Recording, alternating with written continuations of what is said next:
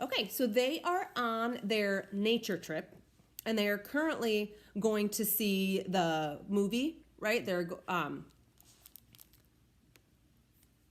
What, Alex? Hold on. The chat's inactive.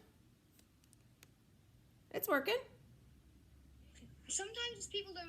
I was making a joke that usually people have talked in the chat by now. Oh, got it. That went right over my head, Alex. Okay, back to the book. Okay, so they are. There's the food trucks. There's the movie screen. They're about to watch the movie, and the lights all came on. So this chapter is "Be Kind to Nature." An announcement came over the huge speakers next to the stadium lights. Welcome, everyone. Welcome to the 23rd annual Big Movie Night at the Broarwood Nature Reserve. Welcome, teachers and students. Hold on. From Glover Academy, another cheer went up, this time for the right side of, hold on. Welcome teachers and students from MS 342, the William Heath School. A big cheer went up on the left side of the field. Welcome teachers and students from Glover Academy. Another cheer went up, this time from the right side of the field. And welcome teachers and students from the Beecher Prep School. Our whole group cheered as loudly as we could. We're thrilled to have you as our guests here tonight and thrilled that the weather is cooperating. In fact, can you believe what a beautiful night this is? Again, everyone whooped and hollered. So as we prepare the movie, we do ask that you take a few moments to listen to this important announcement. The Broarwood Nature Reserve, as you know, is dedicated to preserving our natural resources and the environment. We ask that you leave no litter behind. Clean up after yourselves. Be kind to nature, and it will be kind to you. We ask that you keep that in mind as you walk around the grounds. Do not venture beyond the orange cones at the edge of the fairgrounds. Do not go into the cornfields or the woods. Please keep the free roaming to a minimum. Even if you don't feel like watching the movie, your fellow students may feel otherwise, so please be courteous. No talking, no playing music, no running around. The restrooms are located on the other side of the concession stands. After the movie is over, it will be quite dark, so we ask that all of you stay with your schools as you make your way back to your buses. Teachers, there's usually at least one lost party on Big Movie Night at Broarwood. Don't let it happen to you. Tonight's movie presentation will be The Sound of Music. I immediately started clapping, even though I'd seen it a few times before, because it was Via's favorite movie of all time. But I was surprised that a whole bunch of kids, not from Beecher, booed and hissed and laughed. Someone from the right side of the field even threw a soda can at the screen, which seemed to surprise Mr. Tushman. I saw him stand up and look in the direction of the can thrower, though I knew he couldn't see anything in the dark. The movie started playing right away. The stadium lights dimmed. Maria the nun was standing at the top of the mountain, twirling around and around. It had gotten chilly all of a sudden, so I put on my yellow Montauk hoodie and adjusted the volume on my hearing aids and leaned against my backpack and started watching. The hills are alive. How many people have ever seen that movie? That's one of our favorite movies, The Sound of Music. So this chapter is The Woods Are Alive. Somewhere around the boring part where the guy named Rolf and the oldest daughter are singing, "You are 16 going on 17, Jack nudged me. "Dude, I've got to pee," he said. We both got up and kind of hopscotched over the kids who were sitting or lying down on the sleeping bags. Summer waved as we passed, and I waved back. There were lots of kids from the other schools walking around by the food trucks, playing the carnival games, or just hanging out. Of course, there was a huge line for the toilets. "Forget this, I'll just find a tree," said Jack. "That's gross, Jack. Let's just wait," I answered. But he headed off to the row of trees at the edge of the field, which was past the orange cones that we were specifically told not to go past. And of course, I followed him. And of course, we didn't have our flashlights because we forgot to bring them. It was so dark now, we literally couldn't see 10 steps ahead of us as we walked towards the woods. Luckily, the movie gave off some light, so when we saw a flashlight coming toward us out of the woods, we knew immediately it was Henry, Miles, and Amos. I guess they hadn't wanted to wait online to use the toilets either. Miles and Henry were still not talking to Jack, but Amos had let go of the war a little while ago, and he nodded hello to us as they passed by. "Be careful of the bears," shouted Henry, and he and Miles laughed as they walked by. Amos shook his head at us like, "Don't pay attention to them." Jack and I walked a little further until we were just inside the woods. Then Jack hunted around for the perfect tree and finally did his business, though it felt like he was taking forever. The woods were loud with strange sounds and chirps and croaks like a wall of noise coming out of the trees.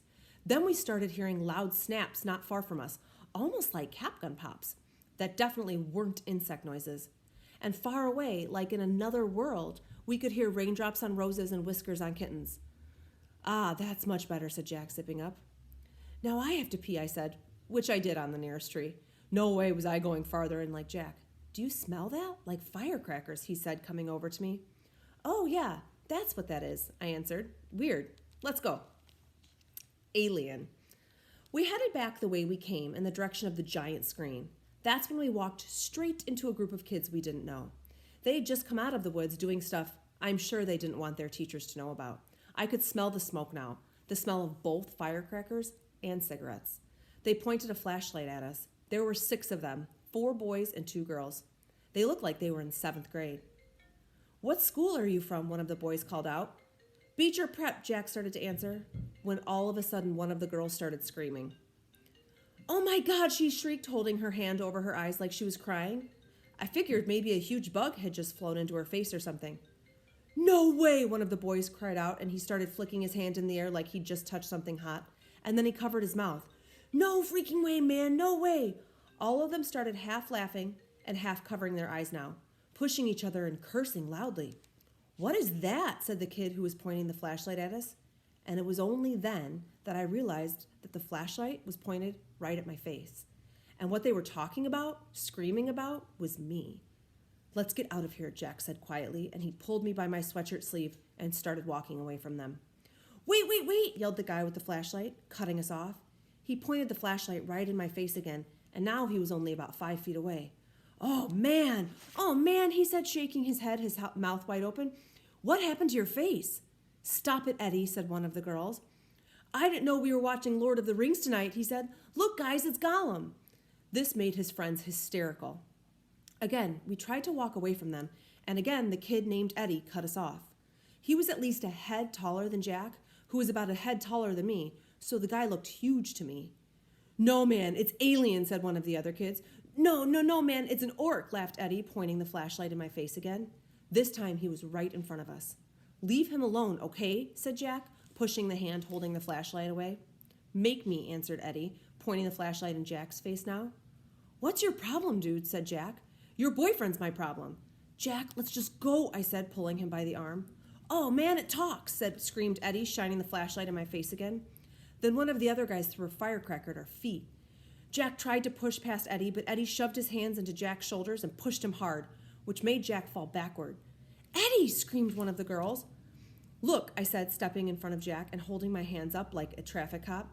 We're a lot smaller than you guys. Are you talking to me, Freddy Cougar? Don't think you want to mess with me, you ugly freak, said Eddie.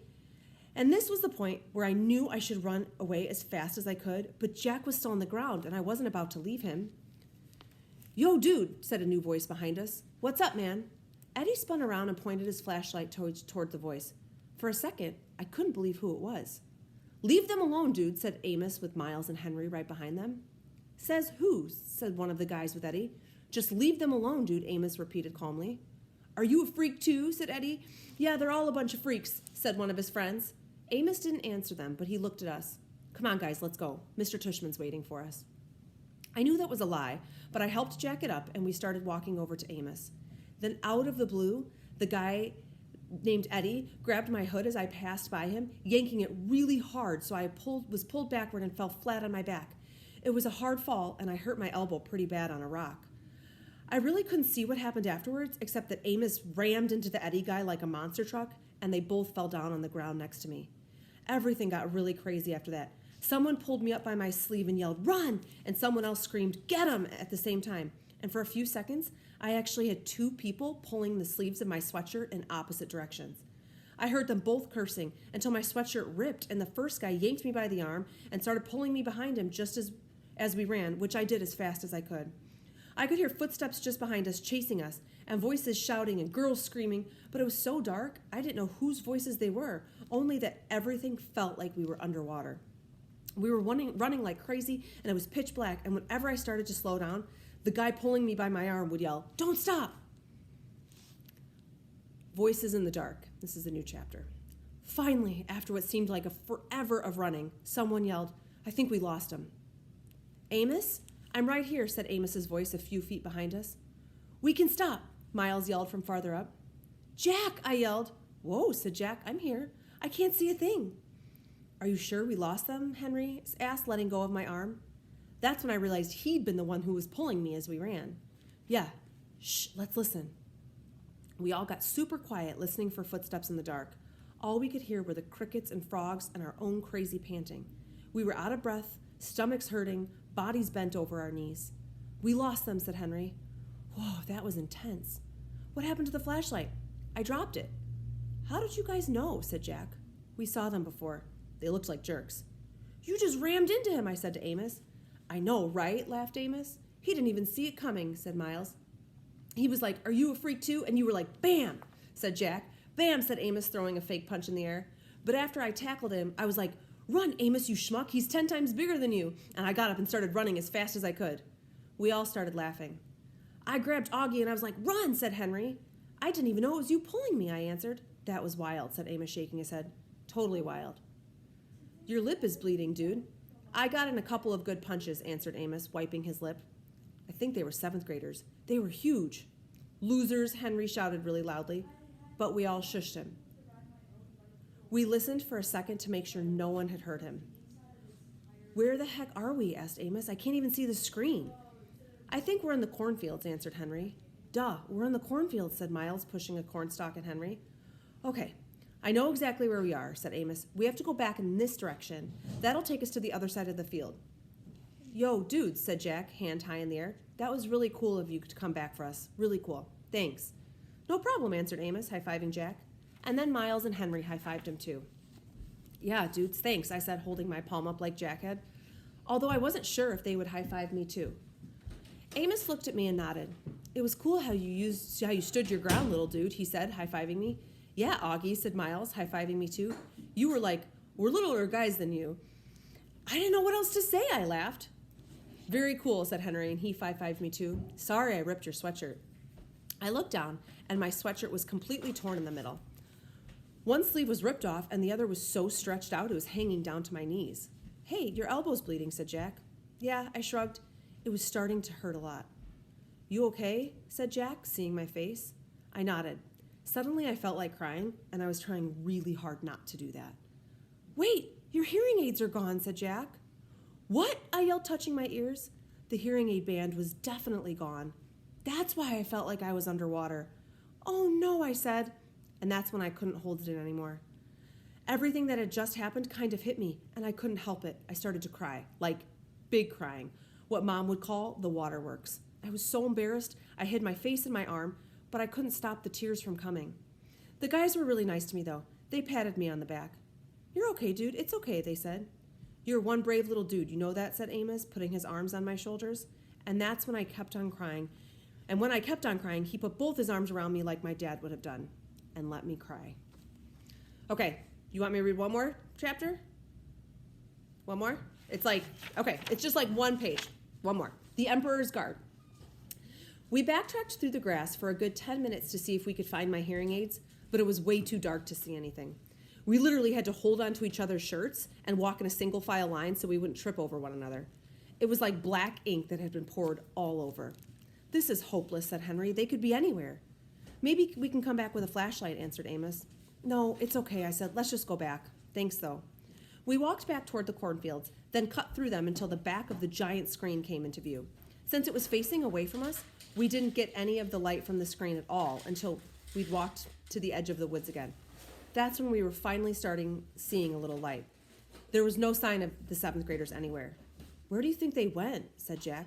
Back to the food trucks, said Amos. They're probably thinking we're going to report them. Are we? Asked Henry.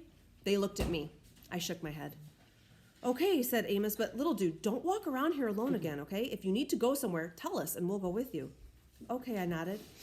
As we got closer to the screen, I could hear high on a hill with a lonely goat herd, and I could smell the cotton candy from one of the concession stands near the food trucks. There were lots of kids milling around in this area, so I pulled what was left over my hoodie over my head and kept my face down, hands in my pockets, as we made our way through the crowd. It had been a long time since I had been without my hearing aids, and it felt like I was miles under the earth. It felt like that song Miranda used to sing to me, Ground Control to Major Tom. Your circuit's dead, there's something wrong. I did notice as I walked that Amos had stayed right next to me, and Jack was close on the other side, and Miles was in front of us, and Henry was in back of us. They were surrounding me, Sorry, Cooper's ringing the bell to go out. Eli, let him out, please. They were surrounding me as we walked through the crowd of kids, like I had my own emperor's guard. Okay, so we will stop there. So they're still on their nature retreat.